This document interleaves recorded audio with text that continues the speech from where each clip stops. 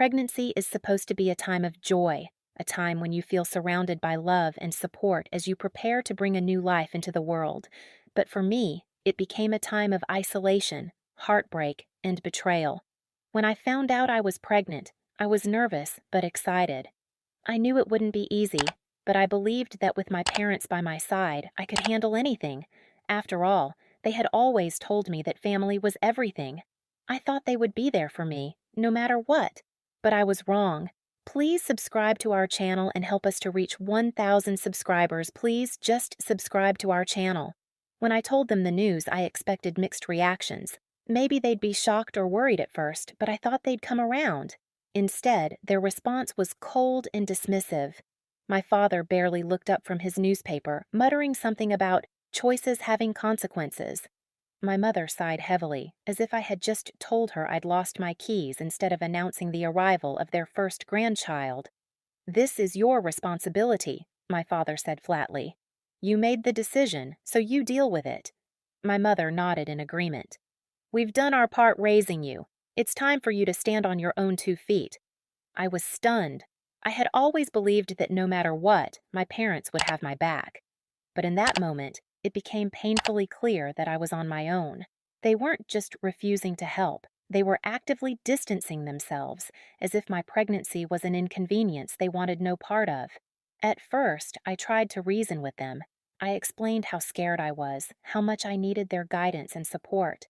But every conversation ended the same way, with them reminding me that this was my responsibility and that they had no obligation to help. It wasn't just their words that hurt. It was their complete lack of empathy, their unwillingness to even try to understand what I was going through. The months that followed were some of the hardest of my life. Pregnancy is challenging enough on its own, but doing it without any support felt impossible at times. Every doctor's appointment, every sleepless night, every moment of doubt, I faced it all alone. While other expectant mothers had family rallying around them, I had nothing. My parents didn't call to check on me, didn't ask how I was feeling, didn't offer even the smallest gesture of kindness. It was as if they had erased me from their lives. The loneliness was overwhelming, but it also fueled something inside me, a determination to prove them wrong. If they thought I couldn't handle this, I would show them just how strong I was. I threw myself into preparing for the baby, researching everything I could about parenting, budgeting carefully to make sure I had everything I needed, and leaning on friends and coworkers for support. It wasn't easy, but with every small victory, I felt a little more confident. Still, the pain of their rejection lingered. I couldn't understand how the people who had raised me, who had always preached about the importance of family, could turn their backs on me when I needed them most. It wasn't just about the practical help. They had abandoned me emotionally, leaving me to navigate one of the most vulnerable times of my life completely alone. But as my due date approached, something shifted. The hurt began to transform into something else, something sharper, more focused. I realized that I didn't just want to prove them wrong. I wanted them to understand the depth of their betrayal, to feel the weight of what they had done. If they thought they could dismiss me and my child so easily, they were about to learn just how wrong they were. The betrayal my parents inflicted on me during my pregnancy was something I could never forget. They had refused to help me, dismissed my struggles, and left me to navigate one of the most challenging times of my life completely alone. Their words, "It's your responsibility," echoed in my mind every time I faced a new hurdle, every time I felt the weight of loneliness pressing down on me. But as the months passed, I realized something important. I didn't need their support. I was stronger than they had ever given me credit for, and if they thought I would simply accept their rejection, they were about to learn just how wrong they were. The first few months of my pregnancy were a whirlwind of emotions. I was excited, terrified, and overwhelmed all at once. But the hardest part wasn't the physical toll, it was the loneliness. While other expectant mothers had family rallying around them, I had no one. My parents had made it clear that they wouldn't be involved, and their absence was a constant reminder of how little they cared. Every time I saw them, they acted as though nothing had changed, as though my pregnancy was just a minor inconvenience they could ignore. It was infuriating, but I refused to let their indifference define me. I threw myself into preparing for the baby, determined to prove that I could handle everything on my own. I researched parenting techniques, budgeted for baby supplies, and even took on extra work to save for the future. It wasn't easy.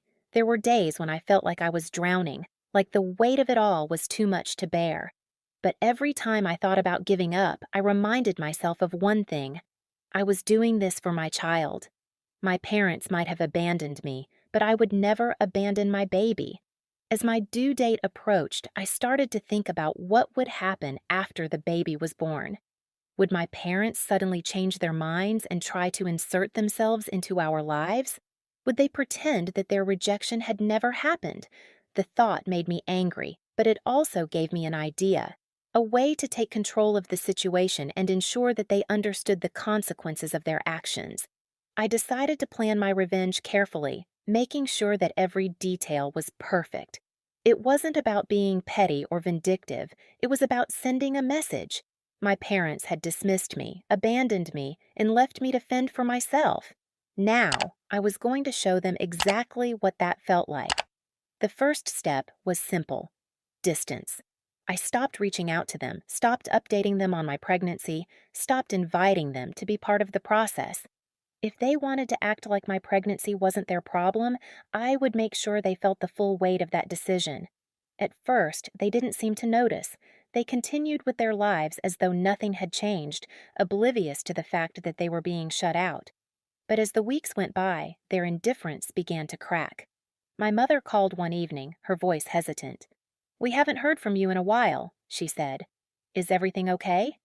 I smiled to myself, knowing that my plan was working. "Everything's fine," I replied casually.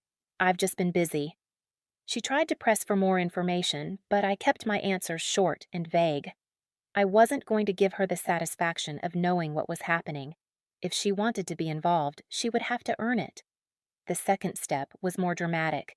After my baby was born, a beautiful, healthy little girl, I decided to keep the news to myself. I didn't call my parents, didn't send them photos, didn't even mention her name. For weeks, they had no idea that their grandchild had arrived. It was a deliberate choice, one that I knew would hurt them as much as their rejection had hurt me. Eventually, the truth came out. My mother found out through a mutual acquaintance who had seen me with the baby and congratulated me. She called immediately, her voice frantic. "Why didn't you tell us?" she demanded. "We're your parents. We have a right to know." I took a deep breath, my heart pounding. This was the moment I had been waiting for.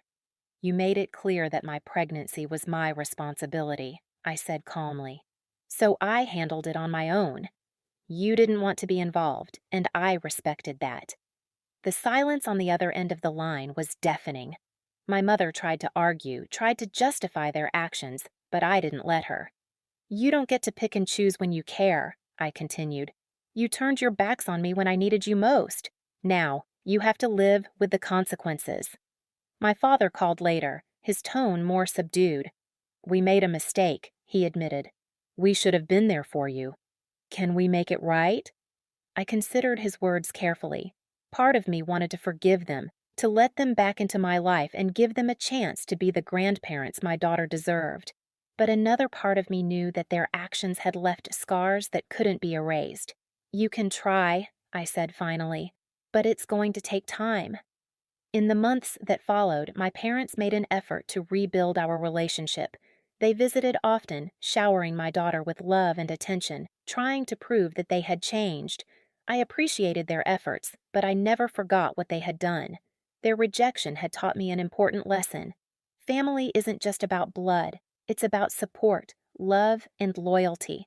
And while I was willing to give them a second chance, I would never let them hurt me again. My revenge wasn't about hurting them. It was about showing them the impact of their actions. They had dismissed me, abandoned me, and left me to face one of the hardest times of my life alone. But in the end, I proved that I didn't need them. I was strong enough to handle everything on my own, and I would never let their indifference define me.